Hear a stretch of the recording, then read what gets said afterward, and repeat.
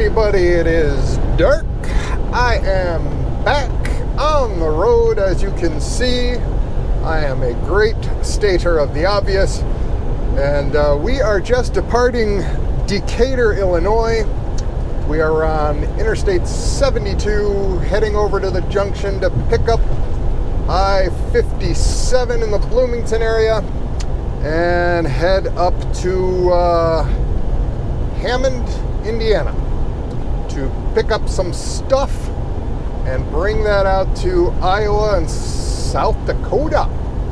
So that should be fun. This last shipment was not fun. I just got emptied in Decatur from a shipment from hell. And I think everybody that drives a truck has had at least a half a dozen of those. A hell of a lot more than a half a dozen for most, unfortunately. But man, what a nightmare of a shipment that was. Shipment of bottled water, so seems innocuous enough, 19 skids of bottled water from a global corporate giant and their bottling facility up in northern Michigan, up just south of the Cadillac, Michigan area, so way up there. And had to pick that up and bring it to Decatur. So the pickup, first of all, was pretty funny because I had completed my last load, and I don't remember where the hell it was. It may have been Kalamazoo, something like that. It was somewhere relatively close by. And so I get a call from my dispatcher and said, hey, this load picks up at 3 p.m. It's really, really tight. Do you think you can hightail it up there and make it on time?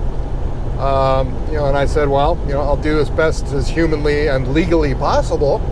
So I shot up there like a rifle shot, and I ended up actually managing to pull into their drive to their outer gate at 3 o'clock. So I made it by the skin of my teeth, and checked in through their arrival gate, and there was a long line of trucks, so I couldn't even make it around the corner of the facility, one of these gigantic bottling facilities. And eventually made my way around the building as some trucks kind of started moving a little bit. And as I came around the bend, I saw what was probably about 2 truck stops worth of trucks, all parked in every which direction. Complete chaos, complete pandemonium, absolute gridlock, trucks everywhere. There must have been, and I'm not exaggerating, there must have been easily 75, if not 100 trucks, all just going nowhere, inside the gate, and just a complete free-for-all. So I knew I was in for it, and I won't even get into all the details because it would be an hour-long video.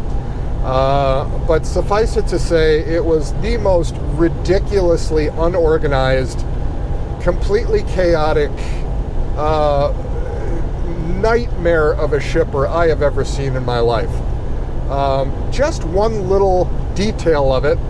At some point, I had to stand in line with all of the other drivers there, all in our reflector vests that are required by the facility.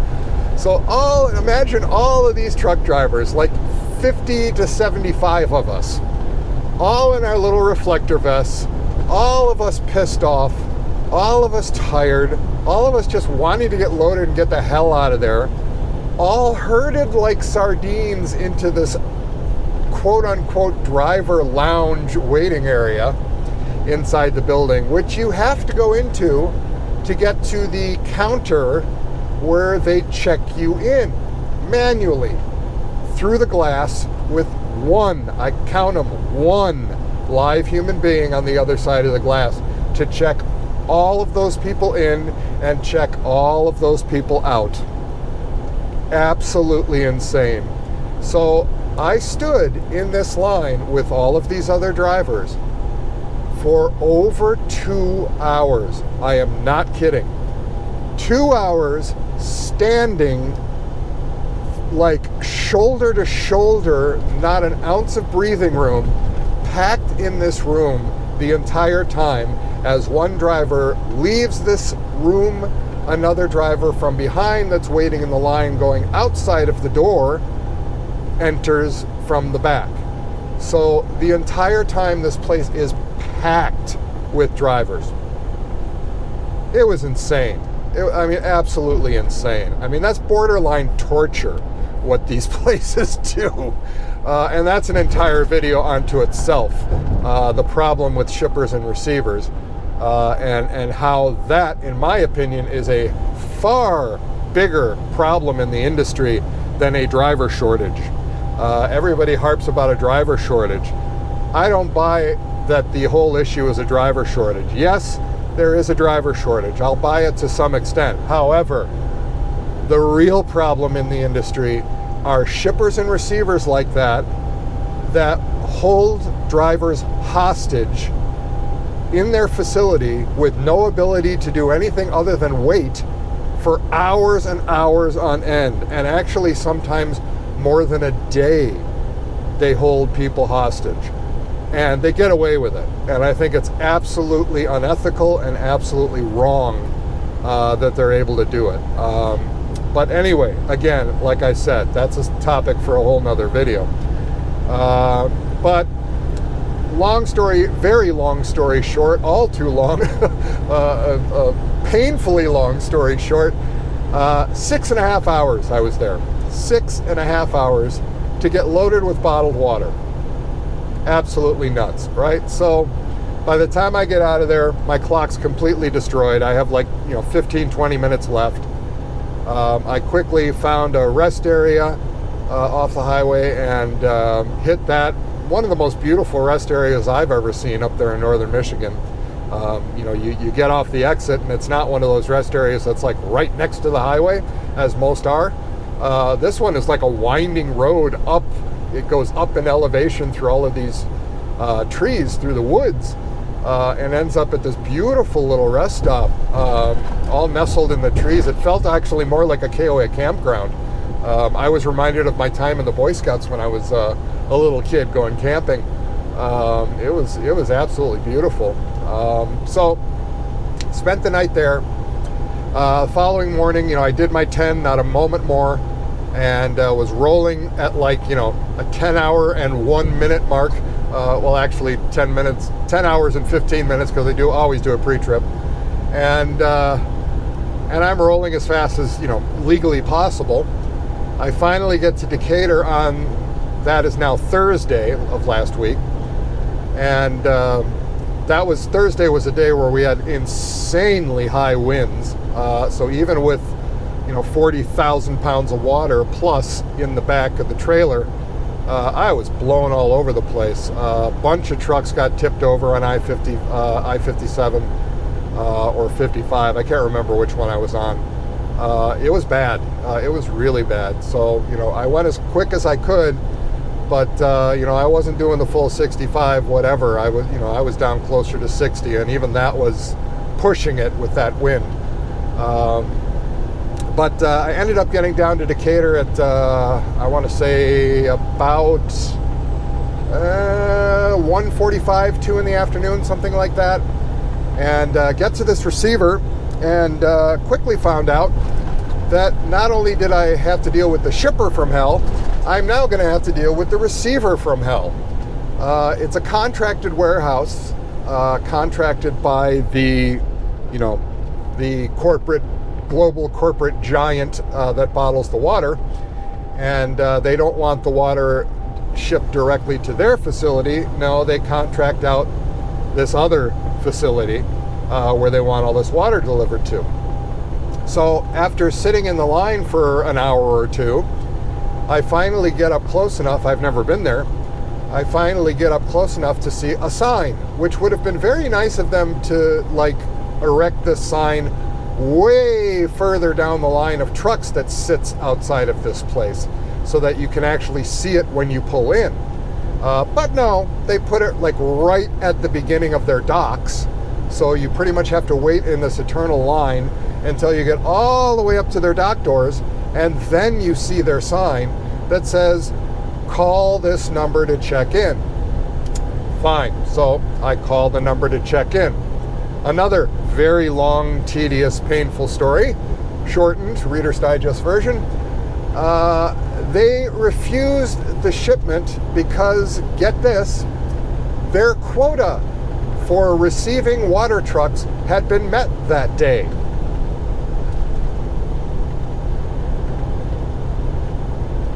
Quota. A receiver has a quota of 20 trucks per day. They're receiving water for one of the biggest, if not the biggest, water bottler on the face of the earth. And they can only receive 20 trucks a day. Absolute nuts, right? So I'm trying with my dispatcher. I'm even talking to the broker at this point. I'm talking to anybody that I could possibly think to talk to, and just hitting nothing but an absolute brick wall with these people. So it was Thursday, right? Well, Thursday's the day I need to be home. That's my go home day. So the last thing I let the broker know and this receiving warehouse know is that, look, if you guys don't offload this truck, what's going to happen is that, no, I am not going to overnight here and come back and try again, quote unquote, try again the following morning. No, I'm going to turn this truck around and go back to Joliet with your water, park the truck in our yard, and I'm going to go home and enjoy my Easter weekend. So after some back and forth and stuff, it was decided that, yeah, that's exactly what I was going to do. So there I was at this shipper, 19 skids. They couldn't have somebody jump on a forklift and take 19 skids out of my truck. If they let me offload the truck with their forklift, it would have taken me all of 15 to 20 minutes max. But no. I took the truck and went back to Joliet, parked it, and went home. Just like I said I would. So, my dispatcher, in the meantime, as I was driving back to Joliet, he said, hey, listen, would you, instead of dropping the trailer, and having somebody else relay it, he said, why don't, would you be all right just send, when you start on Monday again, because Easter holiday, when you start on Monday, would you mind going, bright and early on Monday and being down there bright and early and delivering it? I said, not at all. Be happy to do it. So,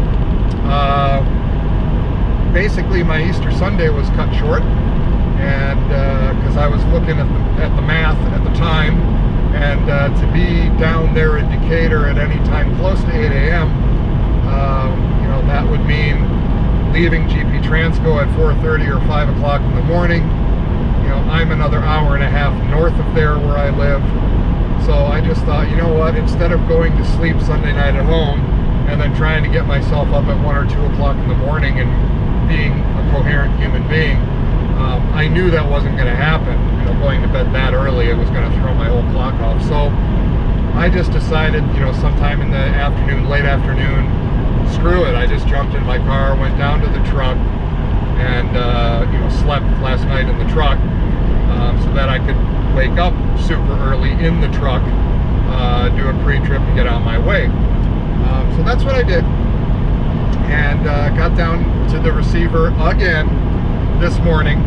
Got there at 8 a.m. Called them to check in. This time I'm told, oh, well, we only do 3 water trucks per hour, and since we've had other call-ins, the next slot is going to be 12 noon. 3 trucks per hour, 12 noon. At this point, I'm so done with this load and so done with these people.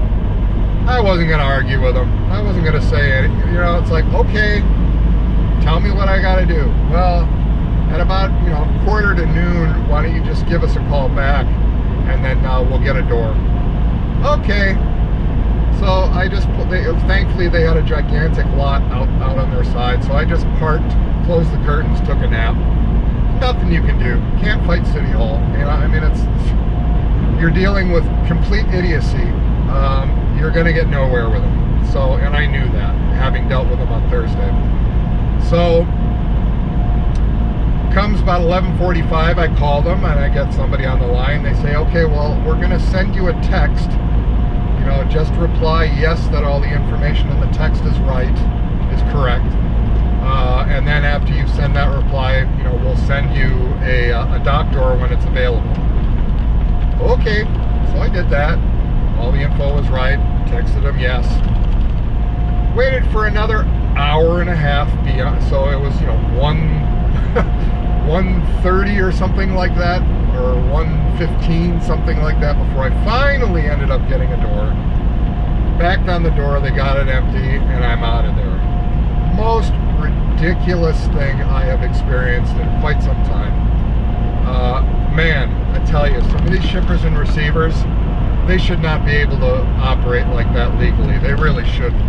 Because what they're doing is they are taking a very large percentage of the available capacity of the United States trucking force and holding it hostage because of their own incompetence, stupidity, and ridiculous, unethical ways of doing business. And they get away with it. And I think it's horrible that they're allowed to get away with it. I don't know who the oversight body would be. Maybe it's I don't think it would be the DOT, but you know, maybe the Department of Commerce. But somebody from a federal level, they really should crack down on these places that are doing this, because it's hurting the entire economy. It's not just hurting the trucking industry, and you know, it's not just a hassle to me as a truck driver, or a hassle to my dispatcher who's trying to do all the planning, or a hassle to GP Transco to have their truck and their driver held hostage and keeping them from other shipments that they're trying to commit to. It makes it impossible to plan. But it's a bigger issue even than that, because you're already taking an overtaxed logistics system in this country, and you're further disabling it by allowing practices like that to continue. I get it that you have to wait sometimes, and I get it that, you know, things happen. That's fine. But places like these, they are actually doing this by design.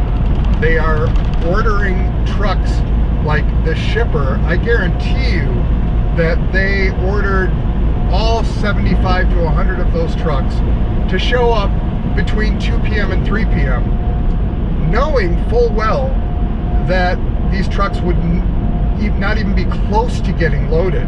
But they don't give a flying shit, because they want that capacity. They want those empty trucks sitting on their lot waiting to get loaded. They want them at their service when it's convenient for them to load.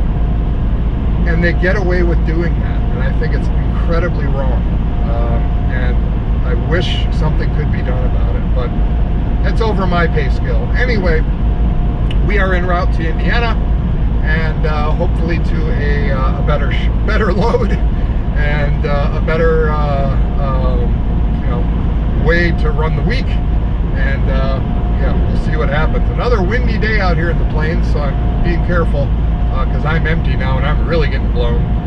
But thank God it's not as windy as it was before. So we'll check in again. Now I'm rolling from that place yesterday, which was what was it? That was Monday yesterday. I'm rolling back up north, and my dispatcher has me planned on a load that picks up in not Hammond, Indiana, but in gosh, why do I always forget the name of it? Not important. Somewhere near the Hammond area, and picks up a load there, and then it goes out to Iowa and South Dakota, and then back home. I'm like, all right, you know, great, whatever. Again, you know, not really thinking. At this point, I'm I'm so beyond having to explain constantly the fact that I need to be home by Thursday, right? Because I've had this discussion more times than I would even think humanly necessary. But anyway, so I'm not even thinking at that point. I'm just like, okay, yeah, all right, that's fine. So I'm driving along and I'm thinking it through. I'm like, well, wait a second. And I'm doing the math in my head, and I'm, looking at the miles, and it's like, there's no way in hell that a single trailer with it had 3 stops. So it had 2 stops in Iowa, and then the 3rd stop in South Dakota.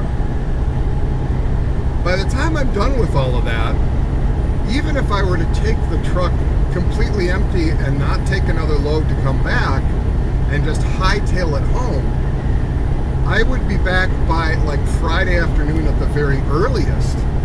If I'm having to take another load that drops in Chicago or in the Chicago Metro, there's no way. I mean, I could see that immediately turning into a Monday morning delivery. I'm like, what the fuck? What the fuck do I have to do to make myself clear, right? So I call him back and I'm like, dude, this ain't gonna work. And, all of a sudden now I feel like I'm the problem child again, right? And he's hemming and hawing, and I can tell in the tone of his voice that I'm being a pain in his ass, which I don't want to be. And, and I'm explaining to him, I said, man, just try to take a look at this from my point of view for a moment, all right? I had these discussions with the recruiter before I agreed to take the job. The recruiter assured me that, yeah, it is something they can work with. Then, during orientation, there is a gentleman who unfortunately, I forget his name, but I wouldn't mention it on here anyway. But this gentleman is like the head of all of the dispatchers. I don't know what his title is technically, but basically he's the guy in charge of the entire group of dispatchers. And, he took everybody in the orientation aside in a private office and had a one-on-one with them to try and feel out, hey, what kind of driver are you? What are your mileage expectations? What are your priorities? What's the most important thing to you? Are there places that you'd like to avoid driving to? And it was actually quite refreshing. I mean, it was really a nice thing that, like, wow, here's a company that actually wants to know, what the driver wants. And I thought, well, that's fantastic. And he was a very nice guy and very professional. And, so I had the discussion with him, and, and I said, is that going to work for you guys? He goes, oh yeah, we'll make it work. No problem. I'm like, okay, cool, great. So, I've got 2 company people, before I'm even in the truck, telling me, yeah, it shouldn't be an issue. No worries, we'll get it done. And as soon as I get into a truck and I'm now communicating solely with dispatch, and actually solely pretty much with my own dispatcher, it's like a completely different company. I mean, why? The stress alone of having to be constantly confrontational about something that was told to me that is no problem.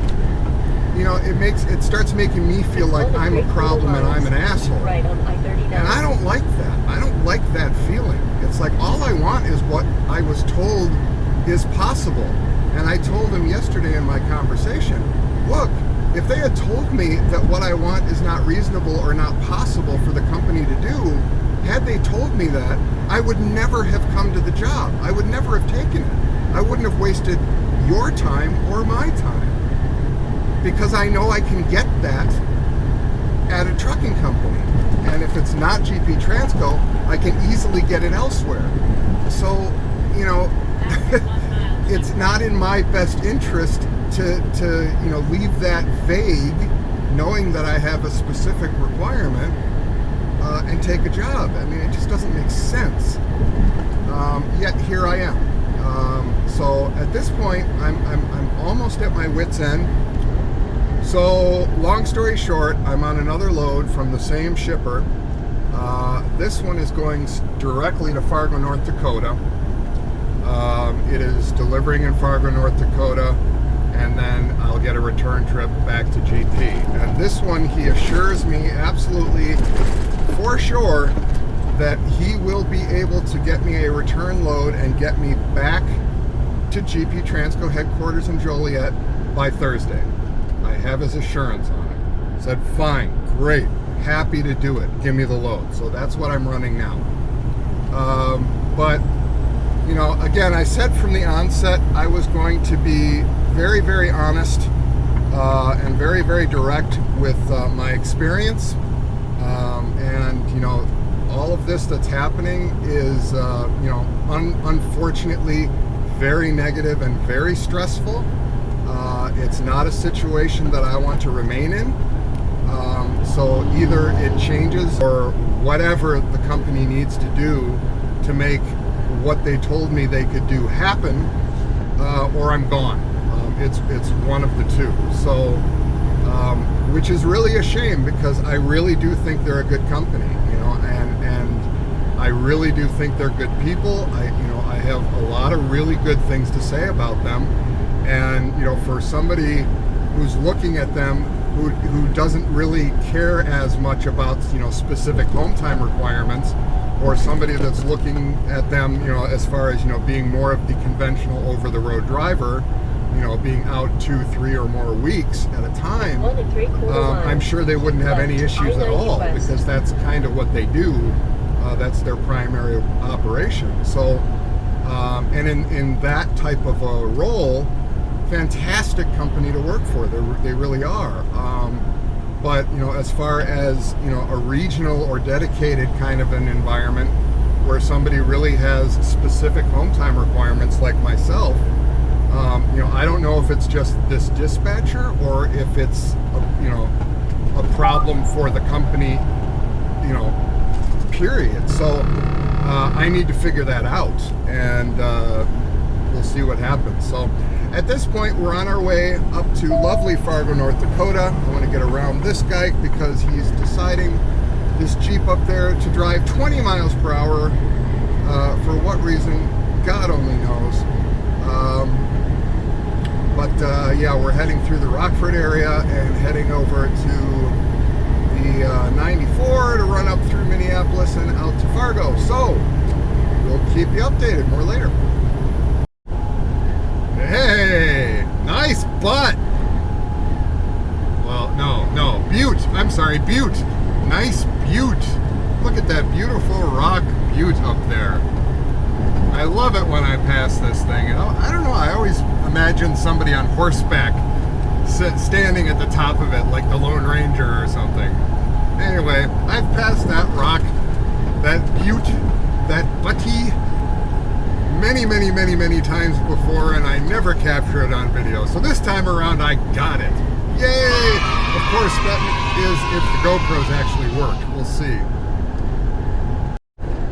Man, what a beautiful day this is turning out to be after all of the rain and gray skies and clouds and storms and all that crap. Man, it's nice to be out on a sunny day, cruising northwest on Interstate 90-94 combined. We are heading towards Eau Claire, Wisconsin, and man, it is getting pretty. I just love the rolling hills of Wisconsin. Just so beautiful. And I've been noticing that as you look at the trees from a bit of a distance, starting to see that purplish red hue to all of the naked trees. And of course, that's all the trees budding. So spring is sprung. It is coming. The trees are starting to bud. This is a beautiful, wonderful thing.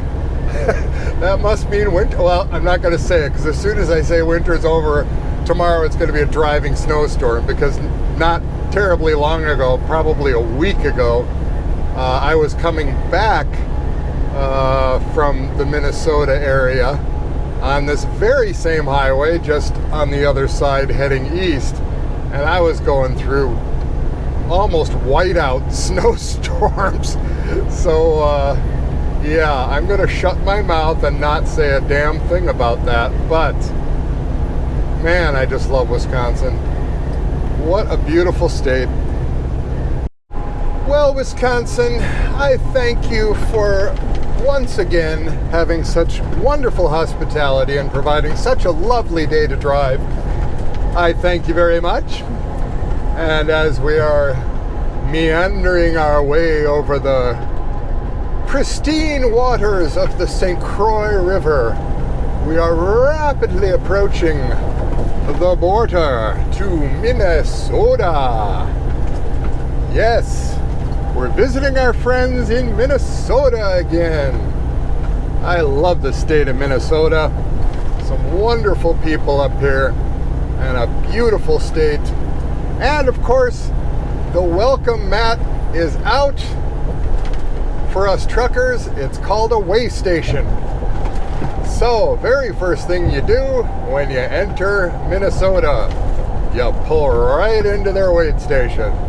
Welcome to Minnesota, everybody. Well, happy Wednesday and greetings to you from a very cold, very windy, and up until just a short while ago, pretty darn snowy Fargo, North Dakota.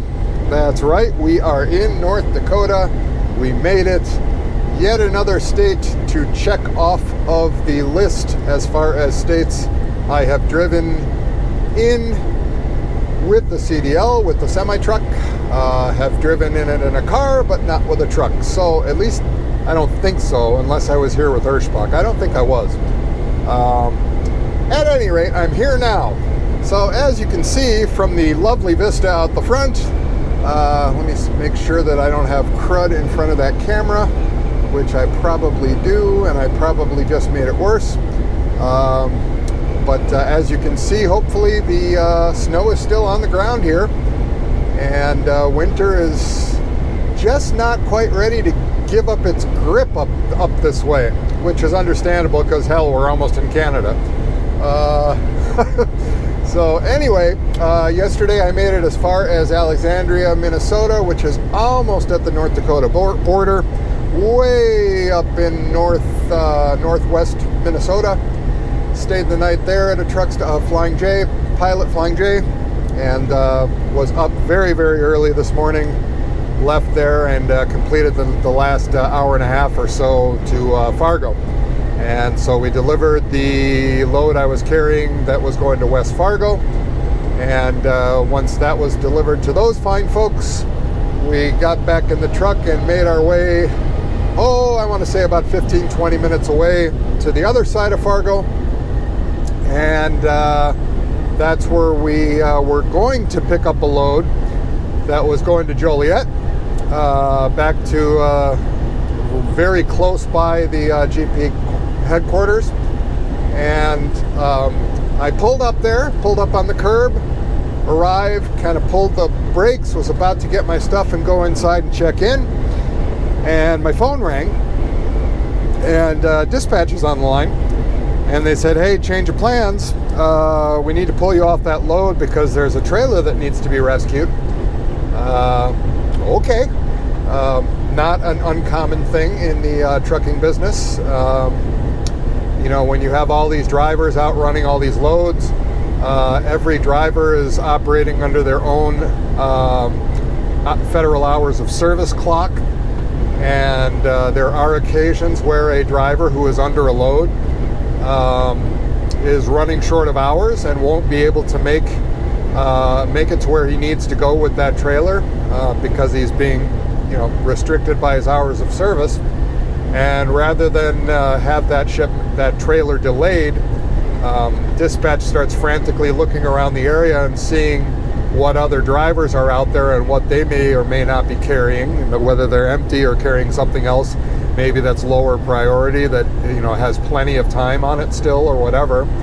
And then they make arrangements for the two drivers to meet up somewhere, usually a truck stop, and swap their trailers. And it's exactly what I was called to do just a little while ago. So they said, hey, there's a trailer you need to get, so just give him your empty and take his loaded trailer and bring it back to headquarters at GP. And I said, okay, fine. You know, that's kind of what I was doing anyway. So he was coming down from Grand Forks, which is way up north in North Dakota, and coming down I-29, and I was fairly close to I-29, so we decided to meet up at a Pilot Flying J on the south end of Fargo. And so I got in the truck and I went, and I'm merging onto I-29 South, and all of a sudden I see a beautiful teal truck coming down, and lo and behold, it's that driver in a GP Transco truck. And I ended up merging in pretty much right behind him and following him into the truck stop. And, you know, so we parked side by side, did our little swap-a-rama, got his paperwork, and, you know, chatted for a moment or two. And off and running. So I now have what was his trailer on the back, and we're heading down to Joliet. So anyhow, just wanted to say hello from North Dakota, and I'll get back to driving.